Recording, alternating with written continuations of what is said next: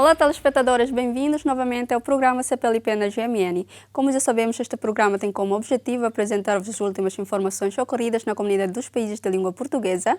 Iniciamos com a primeira informação.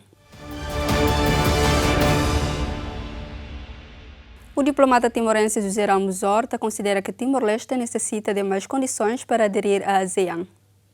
Para José Ramos Horta, a adesão de Timor-Leste à ASEAN obriga o país a efetuar melhorias, nomeadamente no setor das infraestruturas básicas e sistema burocrático. O ex-presidente da República falava na passada sexta-feira no Palácio do Governo após ter tido um encontro com o primeiro-ministro Tauro Matanruac. Timor-Leste tem condições razoáveis, não 100%, para aderir à ASEAN e cumprir com as suas obrigações enquanto Estado-membro. Ainda faltam muitas condições. Por exemplo, infraestruturas em termos de hotéis, centro de convenções para reuniões que geralmente envolvem centenas de pessoas, às vezes milhares de pessoas. Timor-Leste tem capacidade para dar seguimento, follow-up, às solicitações que venham dos países da ASEAN ou de outros países. Os nossos ministérios funcionam, respondem às solicitações e são perguntas de natureza prática que o secretariado da ASEAN coloca a Timor-Leste. Temos hotéis suficientes, temos centro de convenções, temos condições médicas, hospitais de qualidade para dar apoio aos diplomatas, aos delegados que vêm para as conferências. Temos transporte terrestre local, autocarros, táxis, limusines. Tudo isso são questões práticas que eles perguntam. Não é critério indispensável para aderir à ASEAN. Timor-Leste, por direito próprio, por ser sudeste asiático, pode aderir, tem que aderir, deve aderir. Mas também há as questões práticas, né? E isto é que levanta algumas dúvidas em alguns países.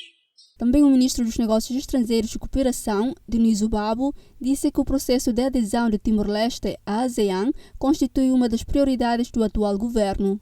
Caso a decisão final relativa à sua entrada à organização ASEAN levar tempo, Timor-Leste deverá proceder a várias alterações da sua política. Relativamente à questão da minha próxima viagem aos países da ASEAN, no âmbito da nossa preparação para fazer parte dessa organização e para aderir para a ASEAN eventualmente.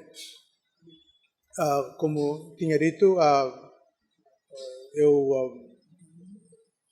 expliquei sobre o objetivo da viagem. O Sr. Primeiro-Ministro também deu-me orientações, principalmente o que toca à nossa posição, e também sobre a aplicação que já entregamos à ASEAN um tempo atrás. Principalmente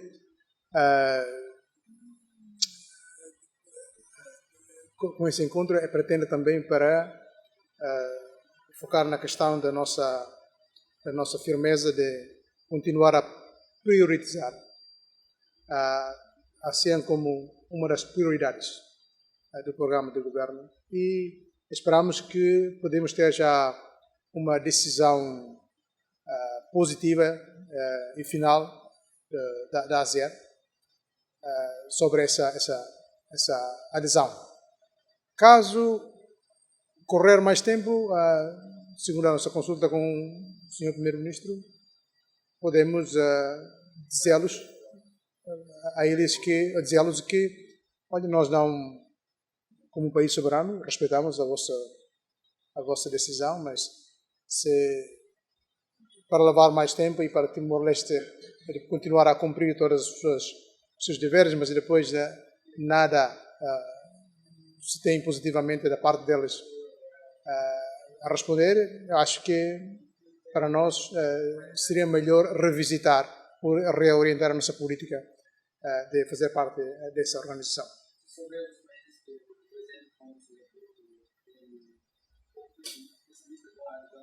Eles não são pessimistas, é só que eles têm as suas razões quanto à nossa adesão à ASEAN. Quer dizer, isso, porque a ASEAN tem o princípio de não interferência nos assuntos domésticos do outro país, e também, como chama?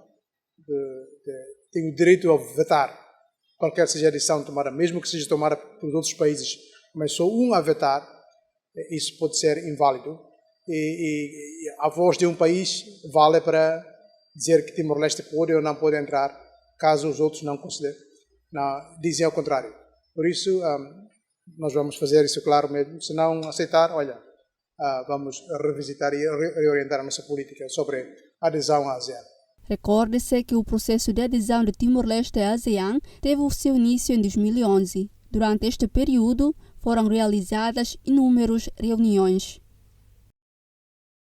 Segundo o último relatório do Banco Mundial, a economia timorense deverá crescer 3,9% este ano, impulsionada por um aumento dos gastos públicos.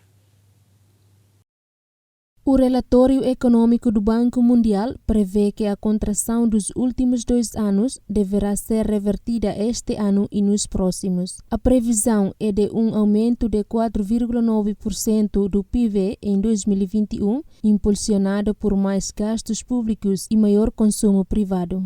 A queda no gasto público e as incertezas políticas dos últimos 2 anos tiveram um impacto no setor privado. Esta afetou a confiança dos consumidores e das empresas. O relatório confirma o impacto da redução dos gastos públicos em 2017 e grande parte de 2018. Foi apenas corrigido no último trimestre do ano passado, depois da aprovação do Orçamento Geral do Estado. O relatório aponta ainda para uma economia protegida contra choques externos. No entanto, poderá estar vulnerável a preços, à queda do dólar ou a um agravamento das condições financeiras globais. Internamente, o Banco Mundial continua a referir elevados riscos domésticos. Nota que, apesar de as tensões políticas dos últimos anos diminuírem, ainda não se dissiparam. O saldo fiscal deverá deteriorar-se devido aos maiores gastos dos cofres públicos e menos rendimento sustentável estimado do fundo petrolífero e moderadas receitas domésticas. O Banco Mundial nota que o fundo petrolífero continua a ver o seu saldo reduzido, sendo essencial proteger a população e os investidores privados.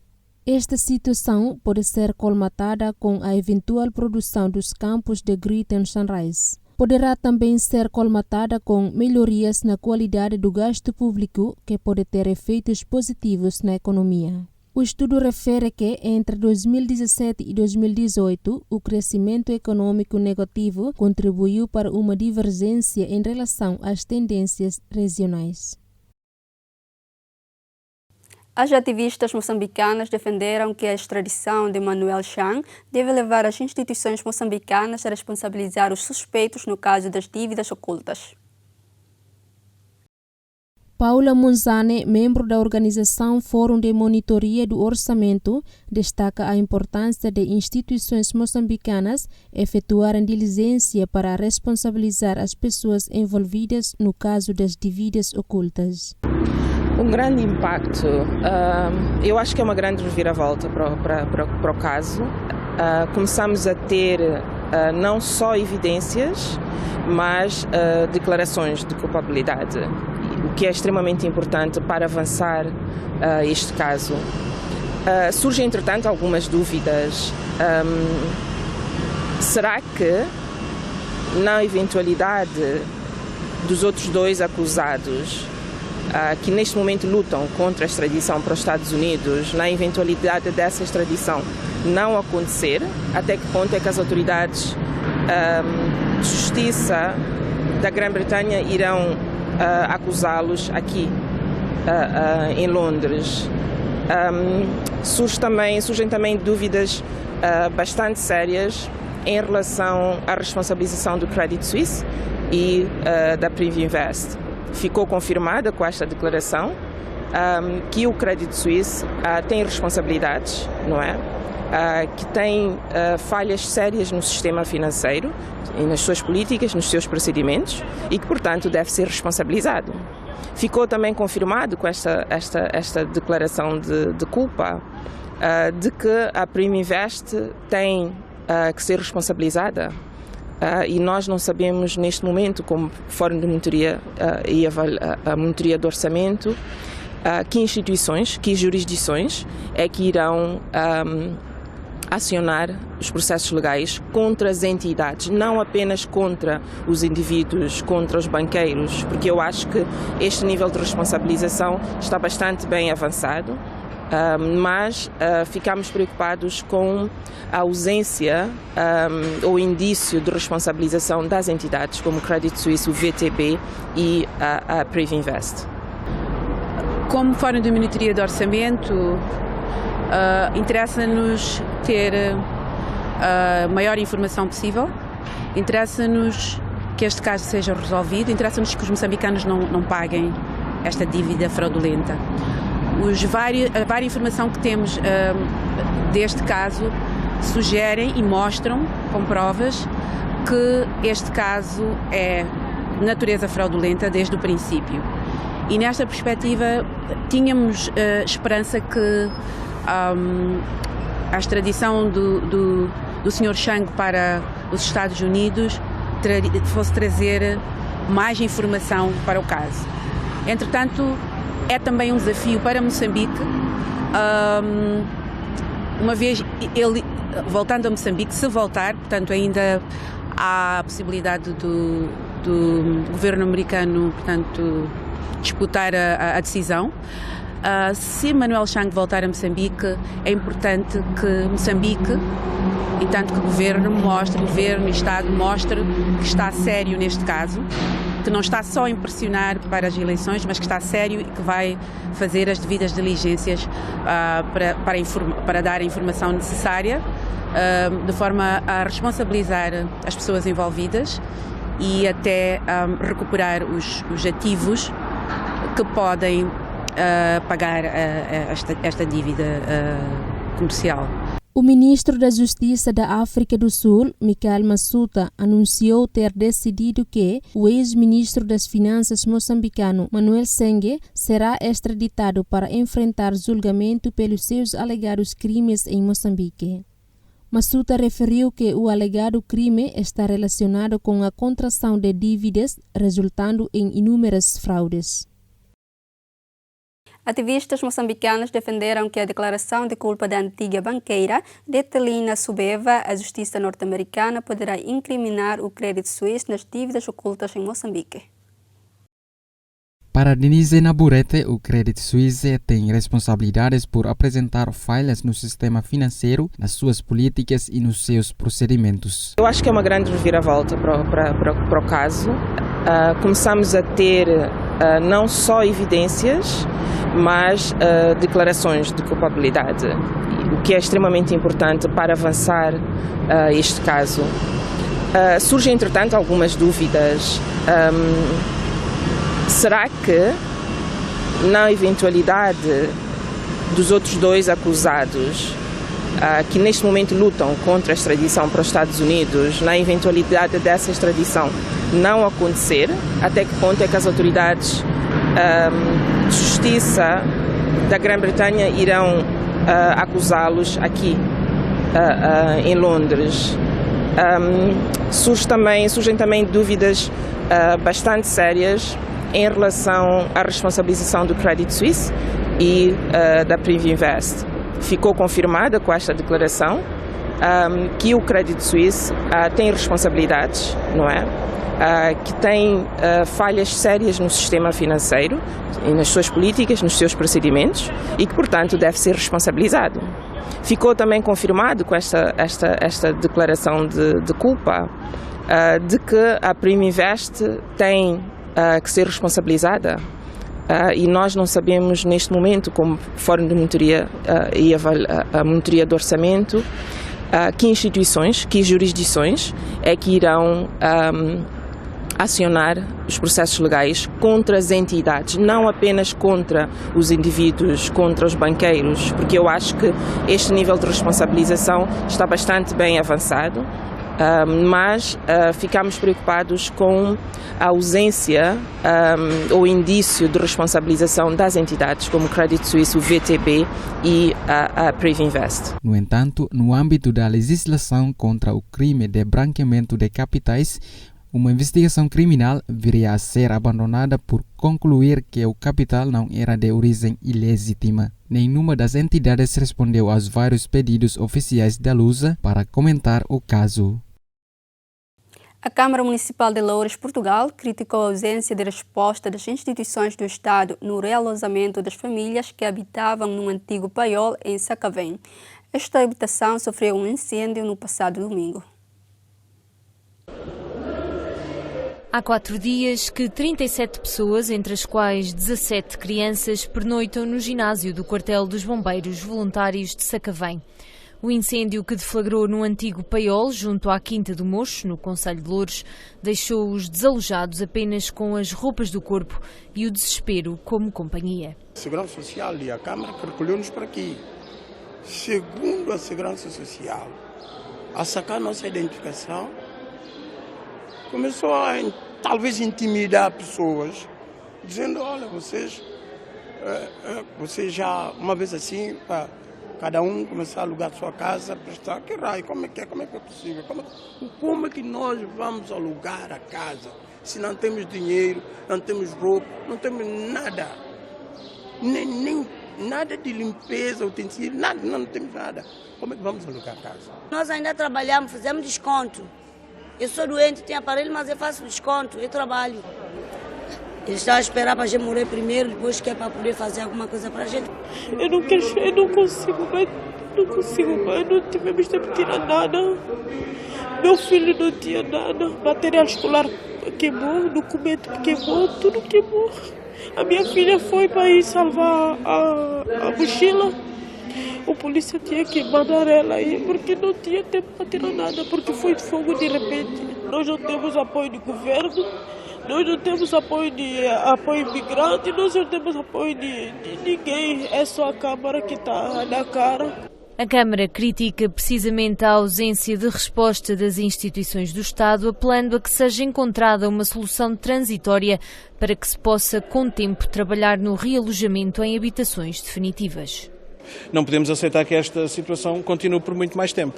E, infelizmente, nos últimos dias, as respostas que temos tido das instituições do Estado, seja do Ministério da Defesa, seja da Segurança Social, é de que não têm competência nesta área. Eu pergunto quem é que é a competência nesta área, porque na Câmara também não há escrita nenhuma legislação que temos competência para alojar de um dia para o outro 40 pessoas que ficaram sem a sua habitação precária. E, portanto, o que é preciso não é olhar para as competências, nem falar em diplomas no papel que não resolvem nenhum problema na realidade. É preciso encontrar uma solução.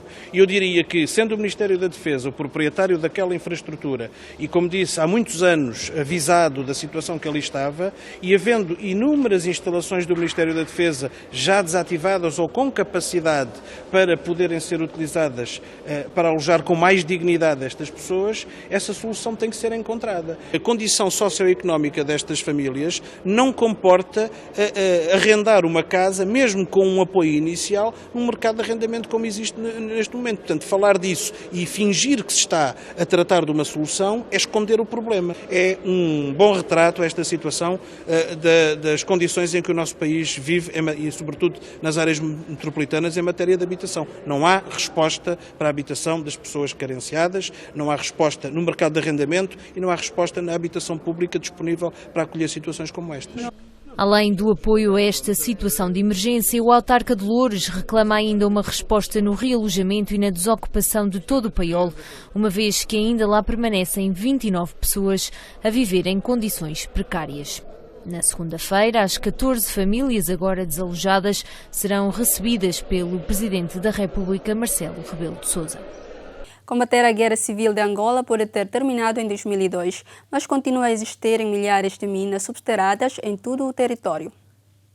É importante o que nós estamos a fazer porque queremos mesmo dar o nosso contributo e deixar o nosso país livre.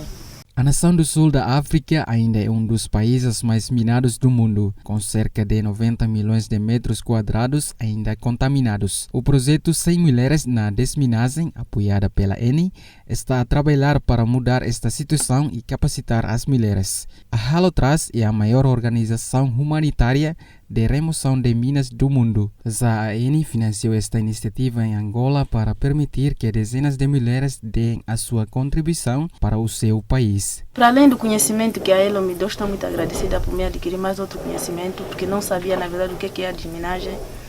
E esse valor que eu estou a adquirir aqui é mesmo para sustentar a família, e se algum dia, porventura, aparecer uma oportunidade de estudar, acrescentar mais nos meus estudos. A esperança é, em primeiro lugar, se livrar das minas. Tudo o que nós queremos é ver esse país em paz, livre de minas, para que esse território tenha indústria, tranquilidade, que os povos andam à vontade. Aurora quer ver o projeto continuar. No coração da gente quando tem alguém pra dividir um grande amor, com a brisa da manhã assim você chega. Sim, fiquei preocupada porque aqui nessas montanhas é onde nós procuramos lenha. Agora, como ouvimos que tem mina, fomos começar a procurar lá distante. Sim, estava muito admirada ao ver que estão aí na montanha a tirar as minas, porque não é assim fácil para você ver uma mulher que está a tirar mina na montanha. Angola foi obrigada a limpar todas as minas até 2018. No entanto, devido ao financiamento e à taxa atual de trabalho, isso não será possível nos próximos 20 anos. Por isso, o projeto Halotras tem um papel importante na remoção de minas em todo o mundo. Os habitantes da cidade brasileira de Barão de Cocais estão a morar à sombra da mina de Gango Soco, nas proximidades do Vale S.A. Há relatos de que a mina de Gonvo Soco poderá em breve entrar em colapso. Segundo relatos, cerca de 450 moradores já foram evacuados de suas casas. Paulo de Moraes, um dos moradores locais, disse que deixaria a sua casa que ele construiu durante mais de 2 décadas. Aí de um dia para o outro muda tudo. 22 anos que eu moro aqui, ó, construindo a minha casa, tive meus 2 filhos aqui, e de uma hora para outra, dentro de 5 minutos, fomos arrancados pela Vale, expulsos das nossas casas. Aquela comunidade que era de Socorro, a gente acredita que é ainda, né? Que por enquanto não foi destruída, mas eu acho que dentro de dias ou meses aí vai ser destruída. No início desta semana, a Vale identificou o movimento próximo à mina, que não está ativa desde 2016. Chegar a Vale aqui amanhã e falar que precisa desse terreno, a gente tem que sair também, eu falo assim, eu não sei se eu suportaria, não. Porque se eles tiverem consciência mesmo, eles conseguem pôr a cabeça no travesseiro e dormir tranquilo? Com tudo isso que está acontecendo? Será que o dinheiro compra isso tudo? Eu pergunto para eles, porque não tem lógica uma coisa dessa que a gente está vivendo. Isso não é humano. A represa armazena 6 milhões de metros cúbicos de resíduos de mineração. Este valor equivale aproximadamente à metade da quantidade que foi retirada a quando da explosão da barragem de Brumadinho, que ocorreu no final de janeiro. A liquefação tem sido apontada como provável causa do colapso de Brumadinho. Cerca de 200 de bombeiros profissionais manifestaram-se em Lisboa contra a proposta do governo das novas regras de aposentação. O governo português quer aumentar a idade da reforma para os 60 anos.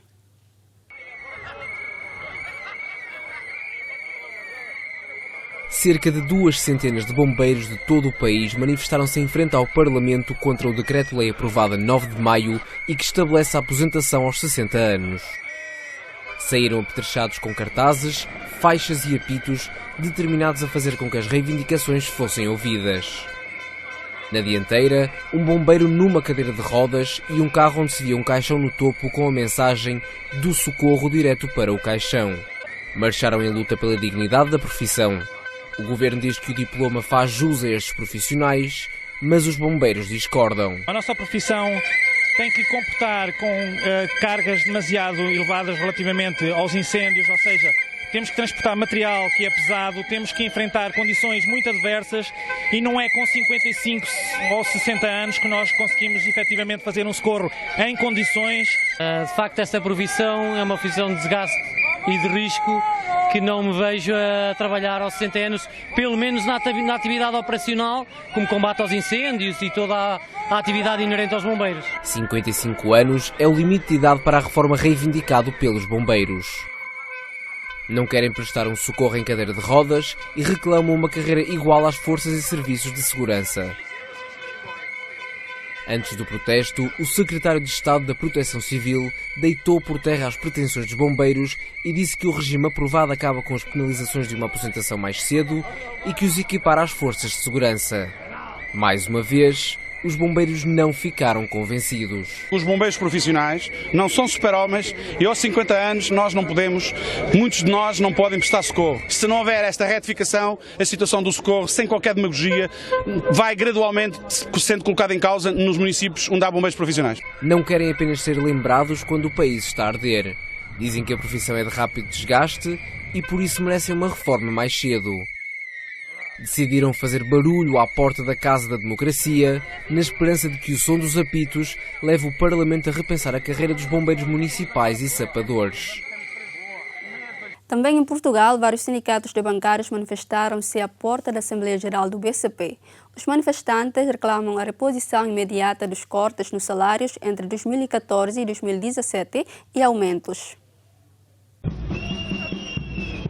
Vários sindicatos de bancários manifestaram-se hoje à porta da Assembleia Geral do BCP, que está a decorrer no Tagus Park, em Oeiras, pela reposição dos cortes nos salários entre 2014 e 2017 e por aumentos.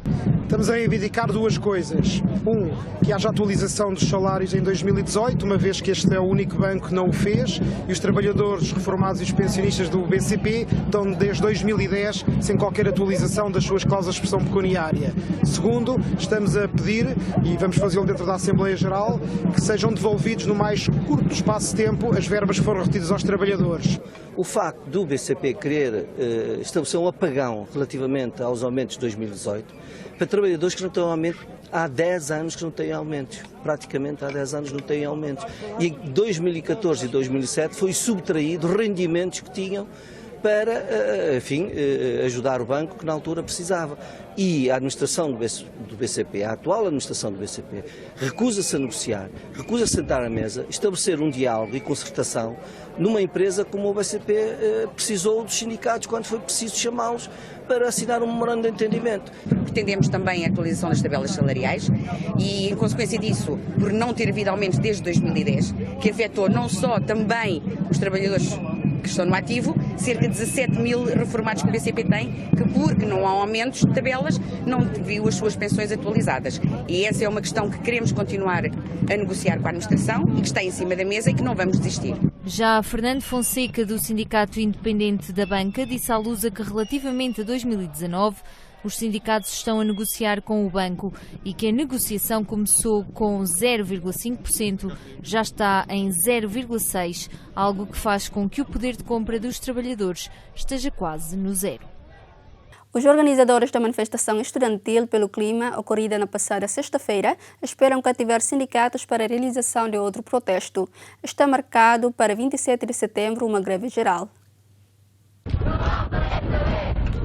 Milhares de jovens de mais de uma centena de países, incluindo Portugal, fizeram esta sexta-feira greve às aulas para protestar contra a inação dos governos em relação às alterações climáticas.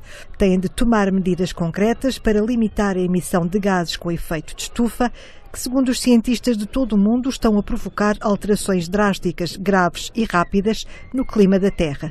Em Lisboa, a greve climática estudantil começou na Praça Marquês de Pombal e terminou na Assembleia da República, numa marcha marcada pela energia dos jovens e pela esperança dos mais velhos, que fazem questão de estar presentes nesta luta. Estamos extremamente contentes com o resultado.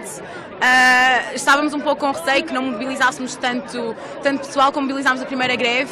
Contudo, os números apontam para 13 mil estudantes apenas em Lisboa, o que é um número maior, considerando da última vez. Mais localidades? Exatamente, temos 51 localidades do país inteiro a fazer greves. Nós precisamos de políticos que saibam que isto é uma crise climática e que, portanto, tomem decisões tendo em conta esta mesma crise. Precisamos que o governo português deixe de ser cobarde e que declare o estado de emergência climática, que o declare agora. Vamos fechar as centrais que ainda são movidas a carvão. Vamos deixar de lado as concessões para a exploração de combustíveis fósseis e vamos realmente tomar uma ação em relação à crise climática. Foi a minha mãe que me disse e comprou esta camisola. Sim. Que por causa de irmos melhorar o nosso planeta.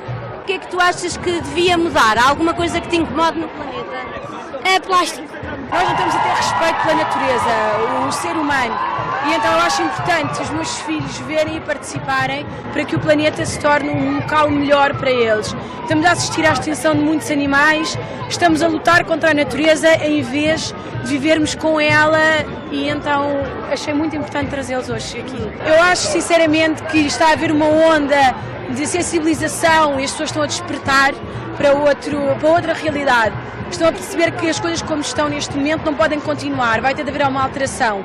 Para a CPEA é um grande fado de ar fresco e uma grande esperança ver gente tão nova, muita gente nova a mobilizar-se pelo futuro, que é isso que nós fazemos no nosso dia-a-dia, quando trabalhamos para a proteção da natureza, para a conservação das aves e dos seus habitats. Esta manifestação mostra bem o empenho dos jovens e é absolutamente crucial como alerta para o maior problema que nós temos neste século e que a humanidade enfrenta. Não se trata apenas de uma manifestação em Lisboa ou em várias cidades do país, trata-se de unir o mundo por uma causa que é absolutamente fundamental defender. Lutar pelo planeta. O planeta está em perigo. Eu já não terei muitos anos de vida, as minhas netas terão, e os meus bisnetos. Quero lutar para que eles tenham um planeta limpo, saudável e que possam viver bem. E temos todos que lutar por isso. E os jovens estão a mostrar a sua força. E se os jovens continuarem, nada os parará. Os organizadores portugueses da manifestação estudantil esperam cativar sindicatos para fazer do próximo protesto, marcado para 27 de setembro, uma greve geral. Está em vista que seja uma greve geral, ou seja, conseguimos consenso com os sindicatos e com os sindicatos, professores, ainda mais estudantes, e tentarmos fazer entender e fazer perceber que a questão climática é também uma questão de emprego com sustentabilidade. Nós, quando pedimos para fechar um processo de exploração, nós propomos sempre empregos sustentáveis para os trabalhadores e as trabalhadoras que queriam ficar desempregados, mas recolocá-los em postos de emprego que contribuam para a sustentabilidade. De Portugal à Finlândia, passando por França, Itália e Inglaterra, estudantes seguiram o apelo da adolescente sueca Greta Thunberg para faltar às aulas numa greve contra as alterações climáticas. O tema saltou para a linha da frente das eleições europeias, que se iniciaram na quinta-feira e terminou no domingo, para eleger 751 deputados ao Parlamento Europeu. O ministro das Finanças de Portugal, Mário Centeno, garantiu a rede de caixas automáticas multibanco vai continuar gratuita para todos os portugueses. Nos últimos anos, o acesso online aos serviços bancários tornou-se mais comum enquanto forma de relacionamento dos clientes com os seus bancos, assim como o recurso a caixas automáticas. Se, por um lado, os bancos devem prestar serviços de qualidade, com comissões acessíveis, a quem não acompanha a era digital. Por outro lado, a rede de caixas automáticas, no que depender do Governo, vai continuar gratuita para os portugueses. O último dia oficial de campanha para o Parlamento Europeu levaram PSD, CDS e IBE ao Porto, enquanto o PS e CDU escolheram Lisboa para as derradeiras iniciativas partidárias.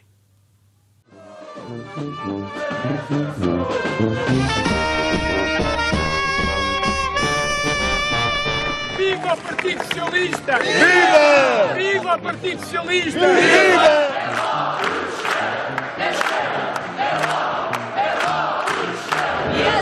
A CDU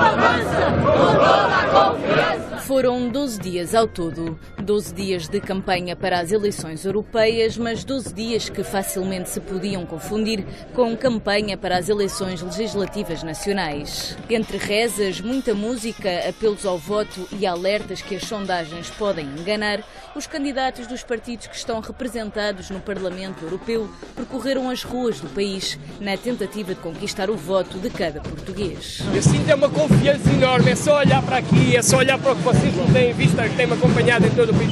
Sinto uma confiança enorme que os portugueses reconhecem que o Partido Socialista é o partido da Europa. Se por um lado o Partido Socialista elegeu o combate à abstenção como elemento central na campanha, houve espaço para ataques ao PSD, mas o Bloco de Esquerda e PCP não escaparam a algumas críticas graças ao euroceticismo. No plano político, a maior dificuldade criada no PS foi provocada pela cabeça de lista do Bloco de Esquerda, que acusou os socialistas de duplicidade estratégica. Opondo-se desde o início a uma campanha de ataques pessoais, Marisa Matias tentou focar-se nos assuntos europeus e na relação que estes têm com Portugal. Mesmo assim, aquilo que definiu como uma aliança bizarra entre Costa e a direita liberal do presidente francês foi duramente criticada pela primeira candidata do Bloco ao Parlamento Europeu. Também o PCP, que tem o rosto do vereador de Lisboa, João Ferreira, em grande destaque, colou o PS à direita. Num estilo formal, sem espaço para qualquer improviso, o candidato puxou dos galões do partido que defende. Eleger deputados da CDU que põem isto tudo, que põem as necessidades do povo e do país à frente das imposições da União Europeia e de quem manda na União Europeia. À direita, tanto o PSD como o CDS seguiram guiões mais ou menos idênticos no que toca às críticas ao governo. Eu achei muito singular que o Pedro Marques tenha feito uma intervenção dizendo que faz uma campanha pela positiva e não ataca ninguém, quando logo depois o comissário para a administração interna do Partido Socialista, Eduardo Cabrita, se lança num virulento ataque ao CDS. Bom, é uma forma de se estar na política e em campanha, dizer-se que não se ataca aos outros, quando se pede a alguém que tem funções de governo e, apesar delas, vem atacar os outros partidos nessa mesma campanha, o que se compreende quando, na verdade, o cabeça de lista socialista nestas eleições se chama António Costa. Do lado do PSD, a campanha ficou marcada por críticas em crescendo às políticas erradas de Costa e pela defesa de propostas realistas para a União Europeia. O cabeça de lista, Paulo Rangel, defendeu mesmo que o dia das eleições europeias é a oportunidade certa para dar um cartão amarelo ao governo. É já este domingo, dia 26 de maio, que os portugueses vão às urnas para escolherem por quem querem ser representados a nível europeu. Uma eleição que pode ser interpretada como um ensaio para as legislativas de outubro. O primeiro-ministro português prestou tributo à sabedoria ilimitada do ensaísta Eduardo Lourenço, homenageado por ocasião do seu 96º aniversário. Defendeu também a celebração desta data como um dia de festa da cultura portuguesa. Por ocasião do seu 96º aniversário, Eduardo Lourenço foi hoje homenageado no Palácio da Foz, em Lisboa, recebendo a primeira edição de um prémio com o seu nome, lançado pela Livraria Lelo. A escultura da autoria do arquiteto Cisa Vieira veio assim juntar-se às diversas distinções que o ensaísta tem recebido ao longo dos anos, entre as quais se destaca o Prémio Camões, o Prémio Pessoa ou o Grau de Cavaleiro da Ordem das Artes e Letras.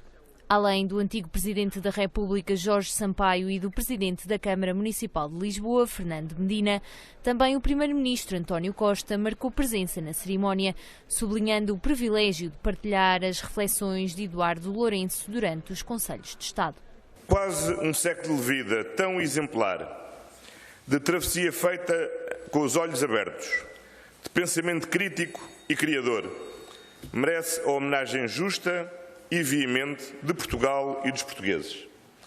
É essa homenagem que aqui lhe prestamos, pelo que Eduardo Lourenço nos tem dado de sabedoria e de lucidez, pela sua capacidade para nos pensar como povo e país.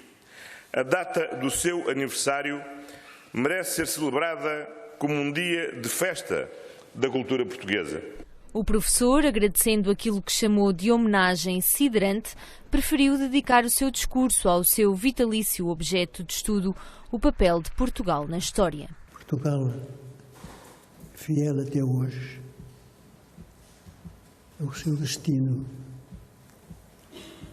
Descoberta não de terras ainda não conhecidas apenas, mas de um sentido para a viagem, para todos nós, portugueses ou não portugueses, cumprem neste mundo à busca de qualquer coisa, à busca de outro mundo, que não é aquilo que vem nos mapas.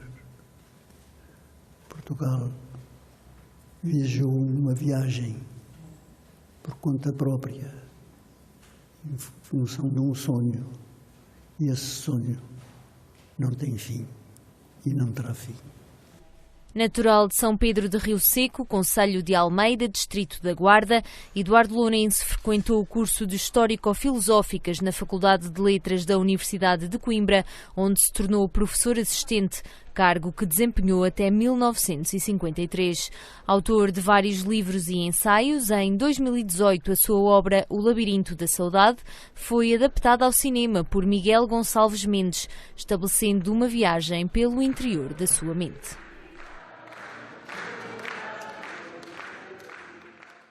Foram as informações dadas nesta edição. Não se esqueçam de acompanhar o programa CPLP na GMN, às segundas e quintas, às 5 horas da tarde, e repetição às terças e sextas, à mesma hora. Até a próxima!